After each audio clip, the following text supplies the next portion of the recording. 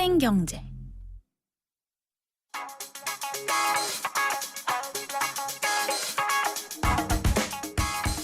안녕하세요. 멜로디 경제 대중음악 평론가 이대화입니다. 포털 사이트 네이버의 인기 컨텐츠 중에 하나는 바로 온스테이지죠. 주목할 만한 뮤지션들의 라이브 영상을 훌륭한 영상미로 연출해 선보이는 기획인데요. 음악 팬들의 지지를 얻는 것뿐만 아니라 뮤지션들도 참여하고 싶어하는 곳입니다.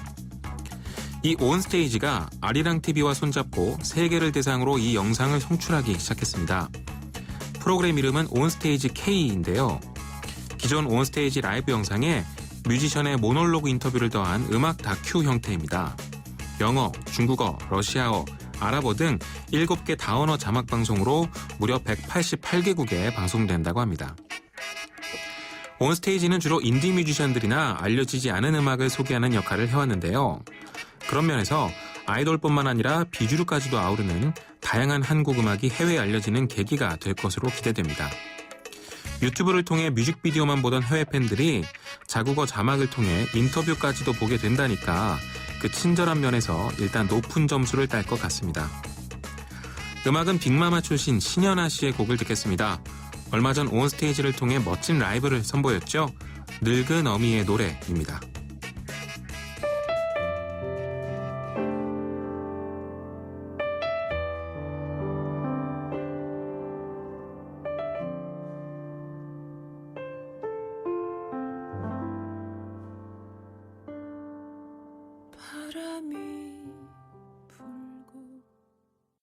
안녕하세요. 영화배우 황정민입니다. 유플러스 가족 무한 사랑 들어보셨어요? 가족 중 한 명이라도 유플러스면 온 가족 휴대폰 요금을 매달 할인해줍니다. 거기다 인터넷까지 유플러스면 LTE 무한대 요금을 최대 반값으로 쓸 수 있습니다. 국내 유일 유플러스 가족 무한사랑 클럽. 지금 유플러스 매장에서 만나보세요. 김윤경의 생생경제. 논란이 되고 있는 경제 이슈에 생생경제가 떴다. 생생경제 오늘의 두 번째 인터뷰는요. 연일 서민금융 지원을 강조하고 있는 임종용 금융위원장의 실험 통할까입니다.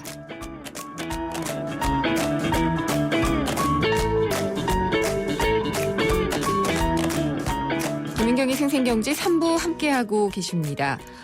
임종용 금융위원장이 오늘로 취임 한 달을 맞았습니다. 그러면서 그동안에도 계속 강조를 해왔지만은요, 특히나 안심전환 대출이 서민용은 아니었다라는 지적을 많이 받은 걸 의식해서인지 서민금융지원 강화를 계속해서 얘기를 하고 있습니다. 네, 실제로 어떤 내용들이 담길 수 있는지는 좀 궁금한데요. 저소득층을 위한 금융지원, 어떤 것들이 필요할지 중앙대 경영학부의 박창균 교수님 연결해서 들어보도록 하겠습니다. 박 교수님 안녕하십니까? 네, 안녕하세요. 네.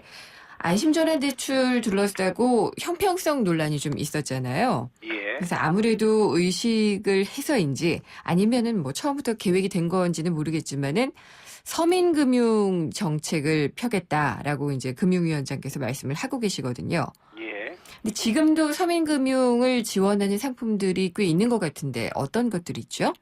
예, 뭐 서민금융이라고 하면 이제 서민들의 금융생활 또는 경제생활 에러를 해소하거나 완화시켜주기 위해서 정부가 정책적으로 어떤 액션을 취한다는 그런 측면에서 봤을 때는 아마 미소금융, 네. 햇살론, 세이망 홀씨 대출, 바꿔드림론 이런 것들이 아마 대표적인 정책 서민금융이 아닌가 합니다. 네. 그리고 국민행복기금도 지금 2년 정도 됐잖아요. 예. 이 국민행복기금은 지금 좀 서민들, 저소득층에게 도움이 되고 있는 건가요?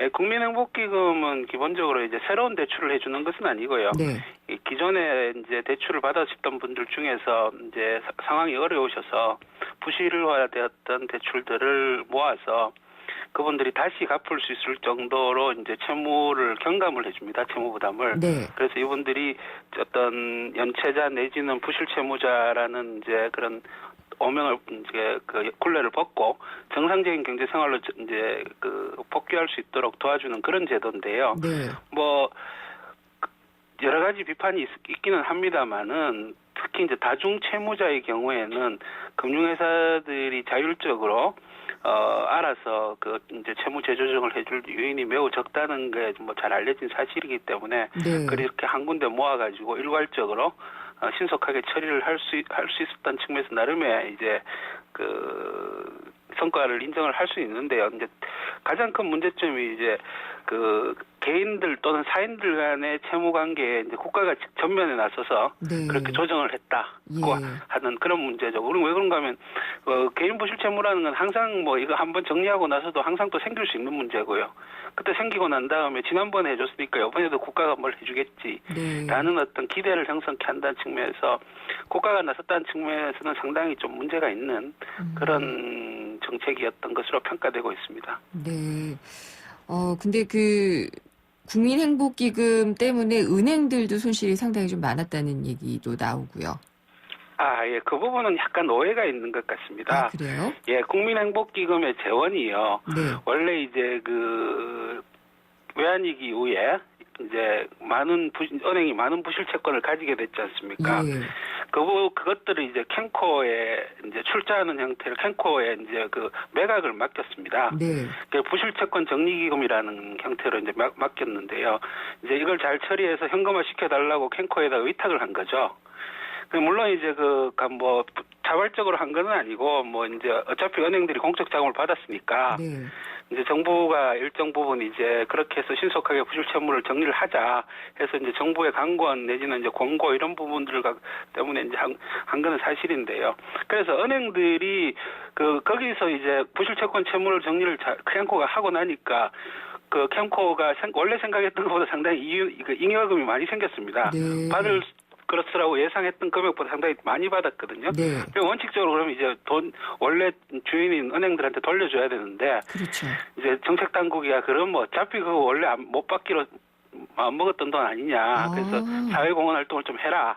네. 이렇게 해서 이제 내놓은 게 신용회복기금이고 예. 그걸 바탕으로 이제 형성된 게 국민행복기금입니다. 예. 그래서 여기서 뭐 그 부실이 생긴다고 하더라도 은행들은 이미 어차피 못 받는다고 생각한 돈이라는 측면에서 보면 어떤 추가적인 새로운 부담이 가는 것은 아닙니다. 물론 그렇군요. 받을 수 있던 금액을 못 받는다는 측면 은행들이 손해가 될 수는 있겠죠. 네, 그렇게 볼 수도 있겠지만은 네. 어차피 떼일 돈으로 분류가 됐던. 그렇죠. 그런 예, 얘기도 이미 하시는 은행은 거군요. 뭐 대손 처리를 다 한 겁니다. 네. 그 금액들은. 그리고 이제 바꿔드림론이 있었잖아요. 예. 근데 이게 사실 신청도 그렇게 많지 않았다는 얘기도 있고요. 예. 대부분 이걸 쓰게 되는 분들이 저소득층이거나 저신용자거나 그런 경우가 많이 있잖아요. 예, 예. 연체율이 또 높아질 가능성도 있었을 것 같은데 예. 어땠다고 하나요? 이 서민 대상 특히 이제 저신용 저소득 서민 대상 대출을 보면서 연체율이 증가했다는 그 자체만을 가지고 도덕적 해이로 판단을 하거나 몰아가는 것 좀 성급한 것 같습니다. 네. 우리가 원칙적으로 도덕적 해이라는 것은 채무자가 원리금 상환이 충분히 가능한데도 불구하고 자신의 이익을 위해서 여기에 성실히 임하지 않고 연체를 하는 그런 경우를 의미하는 거거든요. 네. 근데 이 바꿔드림론 채무자들 중에 상당 부분 해당하는 분들은 아마 최근 이제 경기도 좋지 않고 뭐 소득 증가 속도도 느리고 그러니까는 갖고 싶어도 못 갚 어쩔 수 없이 채무를 다시 채무 상환 능력에 떨어져서 어쩔 수 없이 다시 연체 상태에 처하는 분들이 상당히 있을 걸로 생각을 합니다. 네. 그래서 아마 이분들이 오히려 전략적으로 연체를 하는 도덕적 해이를 저지른 분들보다 훨씬 더 많은 부분을 차지한다고 생각을 해요. 네. 그래서 이런 서민 대상 대출에서 우리가 이제 일반 대출과 같이 뭐 연체율이 뭐 1%다 2% 이런 걸 기대하는 거는 원래 출발점 자체부터 조금 잘못된 생각인 것 같고요. 기준이 다르죠. 예, 이런 분들에 대한 어떤 대출 프로그램은 시작 자체부터 어느 정도 상당히 높은 연체율을 각오한다는 어떤 그런 전제가 있었던 것 같고요. 그게 맞는 어떤 접근법인 것 같습니다. 네. 그리고 이제 당국에서 서민금융 대책을 내놓겠다. 뭐 예. 이달 말 정도에 나온다. 이런 얘기들이 꾸준히 나오고 있는데 서민금융 지원이라고 하면은요. 몇 가지를 생각을 해보면 일단 지원할 수 있는 재원을 늘려서 많은 사람들이 혜택을 받게 하는 게 있을 수가 있고요. 네. 또 금리를 낮춰서 부담을 낮춰주는 경우도 있을 것이고 혹은 뭐 탕감을 해주는 경우도 있을 것 같은데 어떤 대책이 나올 수 있을까요? 아마 제가 뭐 정확하게 파악은 힘듭니다만은 대책이 나와봐야 알겠지만 네. 은행 또는 제2금융권들이 그 중금리 소위 말하는 10% 중반 또는 10% 내외의 중금리 때 서민 대상 신용대출 상품을 내놓도록 네. 감독 당국이 아마 조금 푸시를 광고? 하는 예. 것으로 지금 알려져 있습니다. 그러면은 금리를 좀 낮춰주는 쪽으로 생각을 예, 하고 예. 계시는군요. 근데 이렇게 되면 은행들은 아무런 인센티브도 없이 하기는 쉽지 않잖아요. 그렇죠. 이게 참 어려운 이야기인데요. 네. 아까 말씀드린 뭐 햇살론이나 또는 세희망 홀씨 대출 같은 그런 정책 서민금융 상품이 이미 10% 초반의 금리로 이제 그 판매가 되고 있거든요. 네. 그리고 미소금융 상품 같은 경우에는 5% 이하의 이자율을 부과하고 있습니다.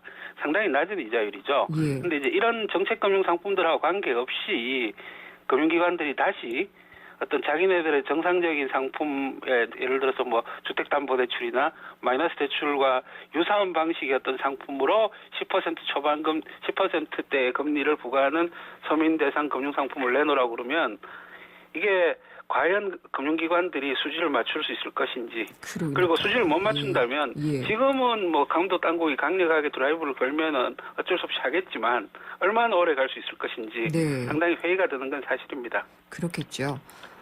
그리고 또 이제 그 부담을 낮춰주는 금리를 낮춰주는 방법도 있을 수가 있고요. 예. 그다음에 이제 2금융권이나 대부업에서 대출을 받았던 분들은 1금융권으로 옮기게 해주는 그런 네. 것들도 좀 포함되지 않을까요?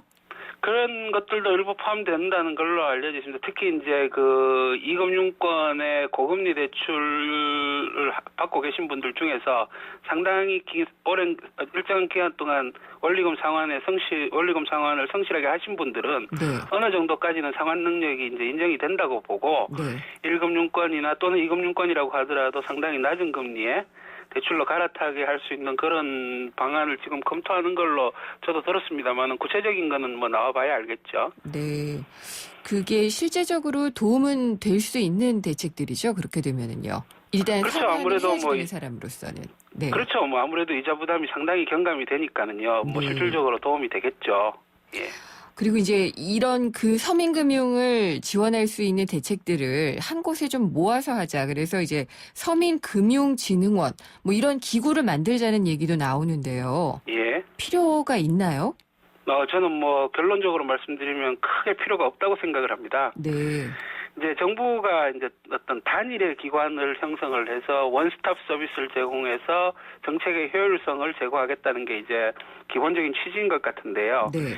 우리나라 정책 서민금융하고 관련해서 가장 큰 문제점은 상당히 많은 정책 서민금융들이 사실은 정부 돈이 전혀 들어가지 않는 민간 주도의 상품입니다. 예를 들어서 미소금융 같은 경우에는 정부가 돈을 10원도 되지 않습니다. 네. 세희망 홀씨 대출도 은행에 이윤 중에서 일부를 출연을 해서 재원을 만드는 거거든요. 네. 바꿔드림론도 정부 재정이 들어가는 건 아니에요. 그렇군요. 그럼에도 불구하고 국민들은 대부분 다 이게 정부가 하는 정책인 걸로 생각을 합니다. 예, 이름 자체에서부터 그런 느낌이 들잖아요. 예, 그렇게 예. 되면 뭐가 문제냐면 정부가 정책을 할 때는 그 보기에 똑같아 보이는 사람을 차별할 수가 없습니다. 그렇지만은 이 대출에 있어서 핵심은 심사거든요. 네. 이 사람의 갖고 있는 정보, 이 사람에 관련된 정보를 면밀하게 분석을 해서 상환 능력과 의지가 있다고 판단되는 사람한테만 대출을 해주는 게 네. 핵심적인 내용인데 예. 겉보기에 예를 들어서 뭐 신용등급이 낮고 소득이 얼마 이하고 재산이 얼마 되지 않으면 그 조건만 만족시키면 상환 능력 같은 거를 따질 수가 없는 거예요, 정부는. 의사나. 네. 그러니까는 일정한 조건만 만족시키면 어쩔 수 없이 거의 자동적으로 대출을 해주게 되는 그런 문제점이 있는 거죠. 네. 근데 이 시장에서는 그렇게 해가지고는 참 힘든 여러 가지 부작용이 나타날 가능성이 높거든요. 네. 결국은 이제 서민금융진흥원을 이라는 것도 사실은 자세히 뜯어보면 이게 민간기구입니다. 네. 그런데도 아마 어떤 국민도 아마 이걸 민간기구로 받아들이지 않을 거야. 아마 정부 기관같이 받아들일 겁니다. 그 민간 기구가 만들어지지만 결국은 정부의 그 간섭이나 부담을 좀 받게 되는 기구가 되겠죠. 그렇게 되었는데 이제 그거보다 더 큰 문제는 국민들이 이 기관을 정부 기구로 인식을 하게 되면 네. 그 요구를 자꾸 하게 된다는 거죠. 경제 원칙에 맞지 않는. 네. 왜 그런가 하면 정부는 형평성을 추구할 수밖에 없거든요. 정책에서. 네, 네. 일부 국민들을 차별할 수는 없지 않습니까? 그렇죠. 그러나 민간이면은 아무리 그 보기에 똑같은 사람이라도 그냥 자체적으로 판단을 해서 한 사람에게만 대출을 하고 다른 사람에게 대출을 거절할 수가 있거든요. 네. 그러니까 결국은 신용 능력에 대한 심사가 예. 정부가 지나치게 전면에 나서서 마치 이게 정부 프로그래밍 양 하지만 인식이 되면 예. 신용 능력에 대한 심사 자체가 불가능해진다는 겁니다.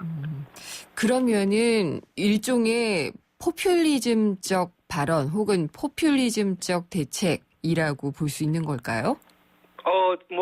원래 아마 그 의도는 그렇지 않았던 걸로 파악이 되는데요. 예. 이게 아무래도 뭐 여러 군데 산재에 있고 그러면서 행정 비용도 많이 들고 그리고 서민들이 어디를 봐야 될지 사실 이제 생업에 바쁜데 네. 이리저리 가라고 그런 어떤 그런 불만도 있고 해서 아마 좋은 취지에서 나온 걸로 저는 이해를 합니다. 네. 그렇지만은 결과적으로 봤을 때 이게 정부가 정책 서민금융에 정부가 마치 주도를 하고 네. 정부가 모든 것을 컨트롤한다는 느낌을 더 강하게 심어줄 수 있는 기제가 돼서 아마 부작용이 조금 오래가 된다는 말씀입니다. 네, 알겠습니다. 오늘 말씀 잘 들었습니다. 감사합니다. 예. 중앙대 경영학부의 박창균 교수였습니다. 비가 온다. 비 오는 날은 대리기사님들이 적게 출동하므로 고객님들의 독촉 전화가 많은 힘든 날이다. 아직 나에겐 12분의 기사님이 있다. 비를 이겨내야 한다. 좌우로 정렬 2588 좌우가 같네 좌우가 같아 2588. 잠시 후 생생경제 4부에서는요. 경제뉴스 뒤집기 그리고 빅데이터 경제가 준비가 돼 있습니다. 경제뉴스 뒤집기에서는 국민건강보험공단 이사장의 건강보험료 인상론 이게 좀 논란을 불러일으키고 있는데 여기에 대해서 짚어보겠고요. 빅데이터 경제에서는 요즘 키덜트라고 하죠. 어른인데도 아이처럼 취향이 완구라든지 뭐 이런 것들을 좋아하는 사람들에 대한 트렌드 살펴보도록 하겠습니다. 궁금한 점이나 의견은 문자 보내주시면 됩니다. 짧은 문자는 50원, 긴 문자는 100원이 부과되는 휴대전화 우물정의 0945번, 또 YTN 라디오 애플리케이션 예스나 웹사이트 김윤경의 생생경제 게시판에 남겨주시면 됩니다. 잠시 후 4부에서 뵙겠습니다. 봄하면 꽃, 꽃하면 고향. 대한민국 최고의 꽃축제. 고향국제꽃박람회가 더 새롭게 돌아왔습니다. 이달 24일부터 다음 달 10일까지 펼쳐지는 2015 고향국제꽃박람회. 꽃박람회와 아쿠아플라넷을 함께 즐길 수 있는 공동 입장권도 절찬리에 판매 중입니다. 자세한 사항은 031-909-9000으로 문의하세요.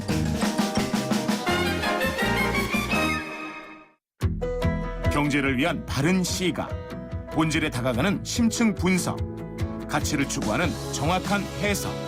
YTN 라디오 김윤경의 생생경제.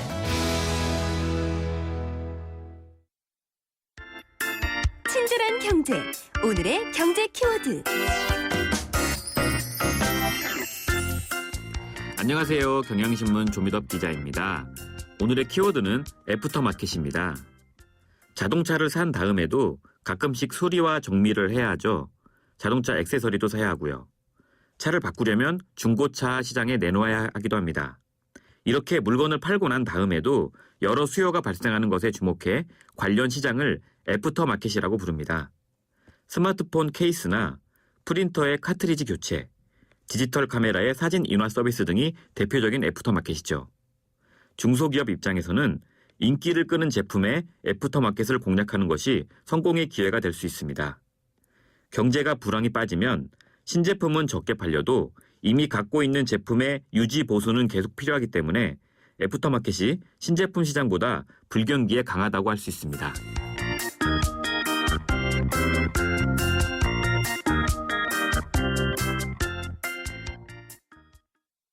도시의 여러분, 저 김연아는 평창에 있습니다. 맑고 깨끗한 강원 평창수와 함께요. 해발 680m, 평창의 깨끗함을 담은 강원 평창수로 오늘도 힘내세요. 평창 동계올림픽 공식 먹는 샘물 강원 평창수. 연아랑 마셔요. 이건 왜? 뉴스에선 볼 수 없었던 뉴스 속 스토리. 경제 뉴스 뒤집기 한파. 모든 사람이 꿈꾸는 내일 롯데건설 협찬으로 김윤경의 생생경제 4부 시작하겠습니다. 경제뉴스 뒤집기 시간이고요. 오늘은 홍원호 시민경제사회연구소장과 함께합니다. 안녕하십니까? 네, 안녕하세요. 네, 최근에 이 성상철 건강보험공단 이사장이요. 갑자기 건보료 인상 논의를 해야 된다라고 해서 논란이 좀 되고 있는 것 같아요. 네, 전임 김종대 이사장은 건보료 형평성을 높이자 네. 이쪽에 좀 관심을 좀 많이 가져서 상당히 지지를 많이 받았거든요. 특히 지역 가입자들 사이에서. 예, 그런데 신임 성상철 이사장은 내정됐을 때부터 논란이 많았죠. 네. 그러니까 이분이 병원장 출신이라는 것이고 또 지나치게 이렇게 정권에 가깝다 이런 네. 얘기들이 있었기 때문에 노조에서 강하게 좀 반발을 했는데 그렇다고 그러면 이제 취임한 지 얼마 안 됐으니까 형평성 부분에 좀 더 신경을 썼더라면 좋을 텐데 또 갑자기 건보료 인상 쪽으로 지금 방향을 잡고 있어서 네. 상당히 의구심을 갖고 있는 분들이 꽤 많이 있는 것 같습니다. 예. 근데 건강보험이 같은 경우에는요. 예. 그래도 재정이 다른 것들에 비해서는 그렇게 나쁘지는 않잖아요, 지금. 그렇죠. 지금 누적 국자가 지금 한 12조 원 정도 있죠. 예. 네. 그래서 그렇게 나쁘지 않고 또 하나는 지난 한 10년간 2002년부터 한 2012년까지 OECD 통계를 보면 우리나라의 공공의료비의 증가 속도가 OECD 회원국 34개국 중에서 2위권이거든요. 2위거든요. 2위. 네. 그러니까 두 번째로 많이 올랐다는 거예요. 그렇기 때문에 지금 국민들은 세금보다도 건보료 쪽에 건보료가 계속 인상되고 있으니까 여기에 대해서 지금 적응을 해오고 있는 단계인데 건보공단에서 이걸 더 올려야 된다 이렇게 얘기한다고 그러면 국민들은 조금 화를 낼 만하죠. 근데 왜 그렇게 말씀을 하셨을까요? 그래서 이제 좀 의구심이 된다는 게 네. 이분이 병원장 출신이기 때문에 아무래도 예, 그럴 때부터 노조에서 그래서 노조뿐만 아니라 전문가들이 상당히 우려를 많이 했죠. 그러니까 건보료를 인상하면 이게 수가 인상하고 바로 연결되는 거 아니겠어요? 그렇죠. 예, 그러니까 수가 인상을 하고 싶으니까 건보료 인상을 하자고 하는 것이고 그렇기 때문에 이게 이제 물론 보장성을 높이는 부분도 있지만 또 다른 한 측면에서는 수가 인상 부분이 있기 때문에 그것 때문에 했다는 그런 의구심을 많이 갖고 있는 분들이 많은데 근데 사실 지금 건보료 쪽에서는 두 가지 큰 개혁이 하나 있어요. 두 가지 개혁이 있어요. 하나는 부과 과정에서 형평성을 높여야 되고 그러니까 소득은 적은데 지나치게 많이 부담하는 분들 꽤 많이 있거든요. 이 문제 해결해야 되고 또 하나는 대형 병원과 중소 영세병원 사이 격차가 계속 심화되고 있잖아요.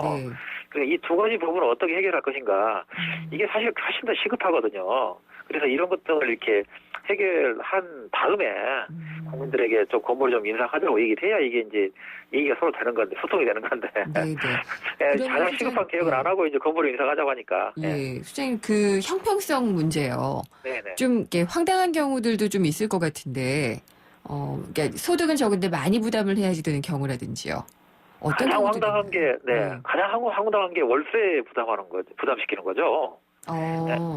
그러니까 그지금 건보 가입자에는 두 가지 종류가 있잖아요. 그러니까 직장 가입자가 있고 지역 가입자가 있는데 직장 가입자 같은 경우는 이제 임금에 비례하니까 이제 물론 이것도 형평성 문제가 있긴 합니다만 어쨌거나 이제 그거는 그렇게 심하진 않은데 지금 지역 가입자 같은 경우는 이제 소득 파악이 잘 안 되다 보니까 월세 세입자 같은 경우는 사실 월세 부담이 상당하잖아요. 이게 그러니까 금리는 낮은데 월세 전환율이라고 그래서 월세 부담은 상당히 크기 때문에 이 사람들 상당히 부담이 큰데 이 사람들 월세가 올라가면 여기에 비례해서 이제 건보료를 더 많이 받아가기 때문에 왜요? 왜 그렇게 하죠? 전세금도 아닌데. 그거 왜 그러냐 그러면 월세나 전월세를 소득의 대리 지표로 사용하는 거예요. 지금 건보공단이나 이쪽에서 징수를 할 때. 그러니까 소득 파악이 잘 안 되는 부분도 있잖아요. 지역가입자. 그러니까 월세를 많이 내는 사람은 당신 소득 많이 내니까 월세 많이 내는 거 아니냐. 이렇게 간주를 하는 거죠. 지금은 전세값하고 월세 내는 비용이 소득 때문에 오르는 게 아니잖아요. 그렇죠. 지금 소득은 거의 안 오르는데 전월세만 계속 올라가고 있잖아요. 그렇군요. 그렇기 때문에 사실은 이 전월세 부분에 대해서 이것에 비례해서 그 건보료를 부과한다는 건 정말 말이 안 되는 거죠. 그게 사실 예. 네. 말씀하시죠. 소득 파악이 안 되는 책임은 네. 그거는 그 건보공단이나 정부에 있는 거 아니겠어요? 자신들이 그렇죠. 열심히 해서 소득 파악을 하려고 노력을 해야지. 예. 소득 파악 좀 어렵다 그래서 당신들은 월세 많으니까 소득 많은 걸 간주하고 이렇게 부과한다. 이건 정말 말이 안 되는 것 같아요. 자영업자들 같은 경우에는 어때요? 자영업자들 같은 경우도 보면 지금 아까 그 김종대 전임 이사장 얘기를 많이 했는데 이분이 자영업자들한테 굉장히 인기가 좋았어요. 그 퇴임하기 전에. 예. 네.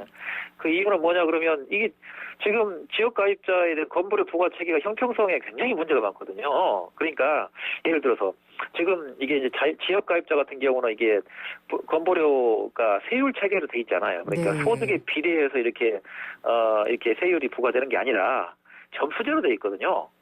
지금 그 체계가 점수제로 돼 있거든요. 그래서 이제 그러다 보니까 어떤 현상이 나타나냐 그러면 자영업자가 사업 소득이 1,000만 원이다 그러면 지금 뭐 제도상으로는 거의 한 10% 건보료 내게 돼 있습니다. 네. 지금 제도상으로.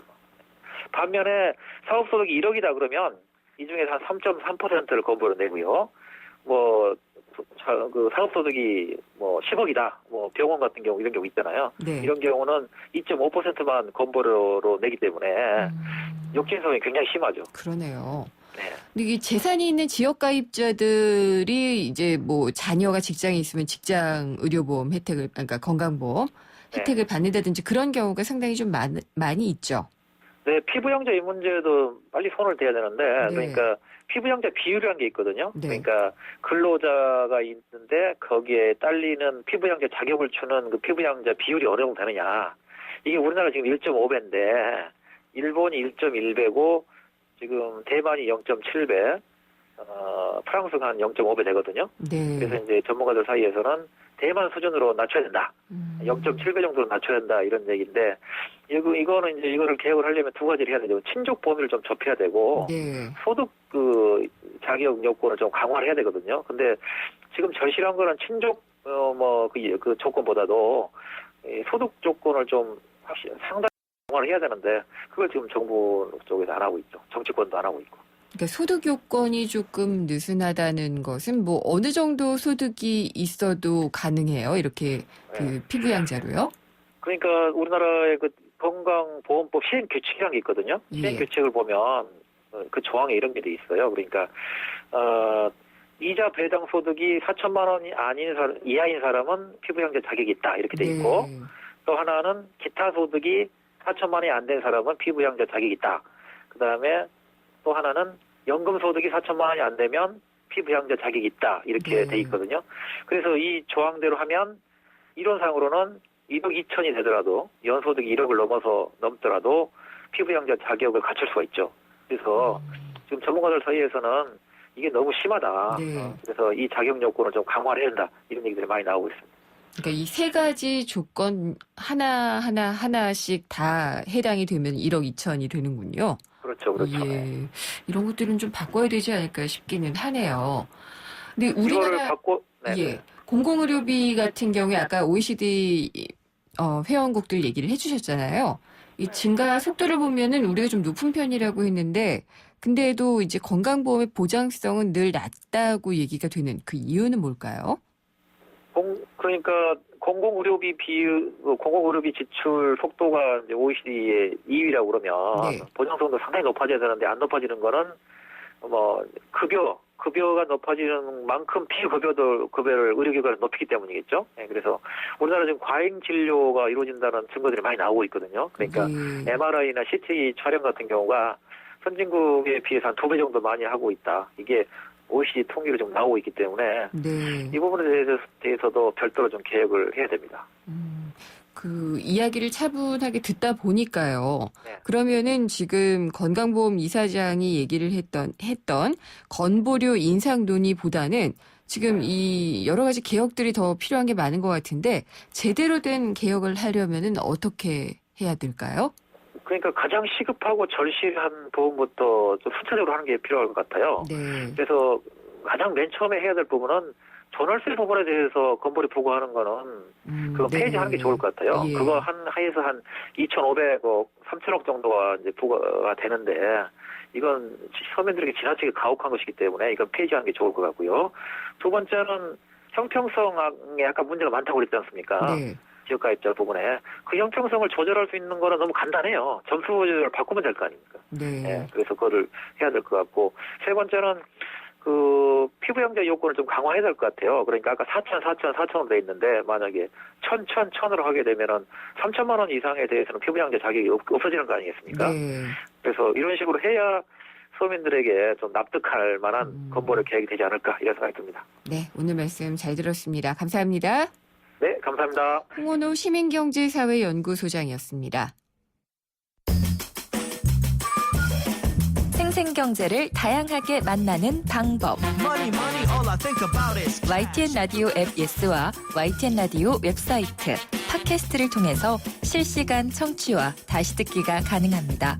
언제 어디서나 손쉽게 만날 수 있는 생생경제. 참 좋다.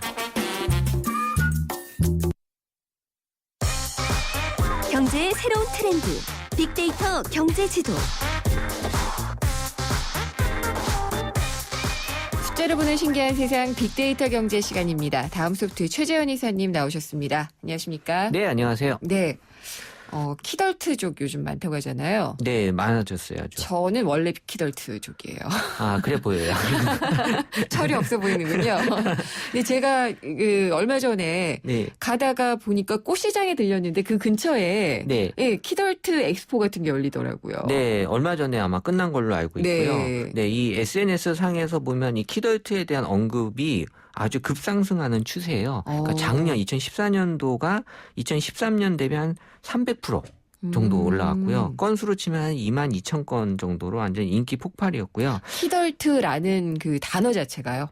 네네. 그러니까 언급한 거 자체가 그렇군요. 이제 언급 빈도가 이렇게 많이 예. 높았고 이게 아마 2014년도에도 이 키덜트 페어가 아마 네. 8월에 열렸던 걸로 기억을 하는데 네. 이때 아주 많이 올라왔어요. 그러니까 사람들이 그렇군요. 가지고 있던 그런 어떤 감성들이 딱 이렇게 터트려지지 않았나라는 생각이 들고요. 네. 그리고 이제 2015년 올해도 한 11,000건 정도가 언급이 됐으니까 그러니까 작년에 벌써 이 절반 정도를 이제 사람들이 언급한다는 거거든요. 네. 그러니까 올해도 2015년까지 지나면 이제 더 많은 그런 이제 언급이 올라올 것 같고요. 그러니까 관람객도 그 조사에 의하면 이제 74,000명 정도가 왔다고 하니까 네. 아주 많이 이제 사람들에게 관심이 높았던 거고 이 키덜트가 원래는 그 한때 매니아층의 이제 전유물이었는데 네. 지금은 이제 시장이 좀 많이 확대되면서 또 키덜트 문화라고도 또 표현들을 하고 있고요. 네. 그러니까 약간 대중화에 대한 느낌이 지금 계속 퍼지고 있어요. 맞아요. 그리고 대형 예. 쇼핑몰에는 또 키덜트 바이어라고도 해서 또 그렇죠. 전문적인 또 바이어가 생겼다고 하네요. 키덜트를 낚는 사람들이겠죠. 그렇죠. 예. 네.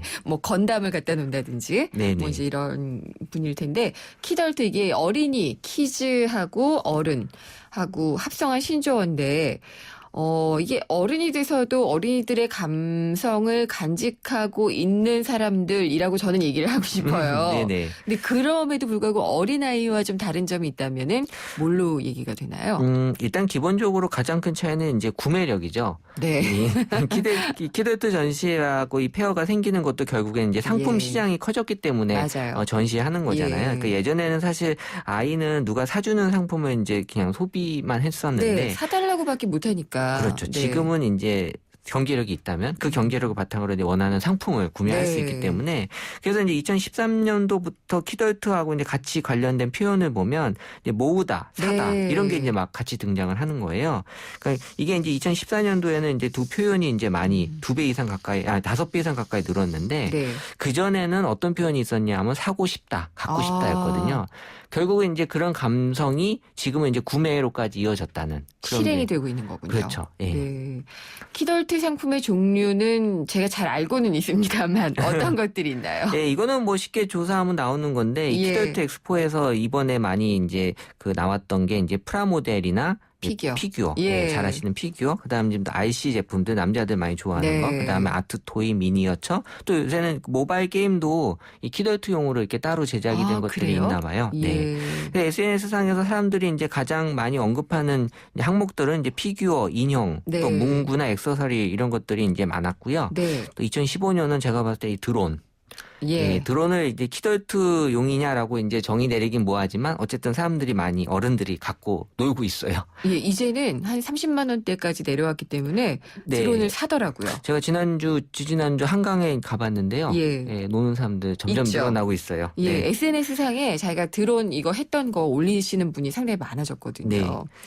안 좋아하세요, 최재훈 이사님은? 저는 좋아하는데 네. 아직은 약간의 좀 위험성이 있어 보여서 이게 어디 막 부딪히고 하면 다치지 않을까. 네. 네, 전 상당히 조심하는 스타일이어서 네. 그렇군요. 그 피겨는 좋아하세요? 좋아하죠. 어떤 네. 거 좋아하세요? 저는 이제 그 카카오 프렌즈. 저랑 비슷하신데요? 네네. 예, 저는 은하철도 999 피겨를 모았었어요. 지금 구입하기 힘들 것 같은데. 일본에서 네, 예, 그렇죠. 공수를 해와서 근데 경제력이 있기 때문에 가능한 얘기죠. 네, 희소성이 있으면 더 네. 가치가 있죠. 근데 관심이 가장 많은 게 피겨 아닌가요? 네, 말씀하신 대로 이게 피규어예요. 그래서 네. 이제 피규어가 이제 인형보다도 더 많이 언급이 되는데 네. 이 관심이 이제 계속 이제 급상승하고 있어요. 이것도 뭐 건수로만 보면 이제 2013년도에 비해서 14년도가 14배 정도 올랐고요. 그리고 이제 어쨌든 SNS 상에서 내가 피규어를 샀다. 그리고 네. 또 어떤 피규어를 샀는지 사진까지 올라오는 것들이 아주 네. 많이 올라오고 있죠. 저도 올립니다. 인기 있는 피규어는 뭔가요? 2010년도부터 지금까지 부동의 1위는 이제 레고예요. 네, 레고가 이제 가장 예. 부동의 1위고, 그리고 이제 2011년도부터 12년도까지는 이제 스타워즈로 네. 이제 또 올라와 있고, 그러니까 2위를 얘기하는 거고요. 지금 네. 1위는 다 레고예요. 그리고 2013년도부터 이제 디즈니가 이제 2위로 다시 등극을 했고, 그리고 2014년, 15년은 카카오 프렌즈가 예. 아무래도 돌풍을 일으켰죠. 네, 아무래도 카톡을 많이 쓰시니까 네. 더 관심도 많이 있는 것 같아요. 네. 근데 왜 피규어가 인기가 있을까요? 이 사실 피규어랑 인형을 이제 비교를 해보면 이 키덜트들은 이제 인형보단 피규어를 더 많이 선호를 하는데 그 차이는 이제 정교함이에요. 네. 그러니까 인형은 그냥 단순히 이제 모양을 흉내내서 만든 것 뿐이지만 피규어는 그 형태를 아주 완벽하게 구현하는 게 목적이거든요. 예. 그러다 보니까 이제 가격도 비싸고 거기에 대한 충분한 투자 가치를 느낄 수 있을 만큼 네. 아주 정교함으로 이제 승부를 거는 건데 어떻게 알 수 있냐면 2012년부터 이제 피규어와 관련돼서 같이 표현되는 그 의미로 고퀄리티, 네. 예, 고퀄. 예. 줄여서 이렇게 이제 사람들이 많이 표현한다는 건 피규어에 대한 어떤 그 관심을 그렇게 보고 있는 거죠. 예. 최재훈 이사님 지금 저기 김무성 대표가 청와대에서 대통령과 회동한 이후에 긴급 기자간담회를 연다고 하거든요. 네. 지금 현장을 좀 저희가 중계를 받아야 될 것 같습니다. 비서관회를 열고 국내 부재 중인 상황에서 국내 상황 관리를 위한 지침을 전달한 것으로 전해졌습니다. 이완구 총리는 성완종 리스트 파문과 관련해서 이제 직격탄을 맞고 있는 그런 상황인데요. 금품 수수 의혹과 관련해서는 이완구 총리가 거듭해서 금품을 받은 바 없다 이렇게 의혹을 여러 차례 부인한 바 있습니다. 이와 관련해서 새누리당에서는 지금 당 내에서도 의견이 좀 분분하고요. 입장을 정리하는 데 고심을 거듭하고 있는 그런 상황이고 새정치민주연합은 총리 해임 건의안을 검토하겠다 이런 입장을 오늘 밝힌 바 있습니다. 네, 사퇴의 압박을 받고 있는 이완구 총리의 거취를 논의하지 않았겠느냐 이런 관측이 나오고 있는데 김무성 대표가 곧 기자 간담회를 열 예정입니다. 어떤 말을 할지 주목되는데요. 네. 오늘 회동은 긴급 예정도 없이 이루어졌습니다. 예. 박근혜 대통령의 이제 요청으로 긴급 회동이 이제 이루어지는 거고요. 김무성 대표 같은 경우에는 세월호 참사 일주기 합동 추모식이 예정된 경기 안산 정부 합동 분향소에 있다가 청와대 이제 연락을 받고 급히 청와대로 향해서 이제 회동을 한 것으로 전해지고 있습니다.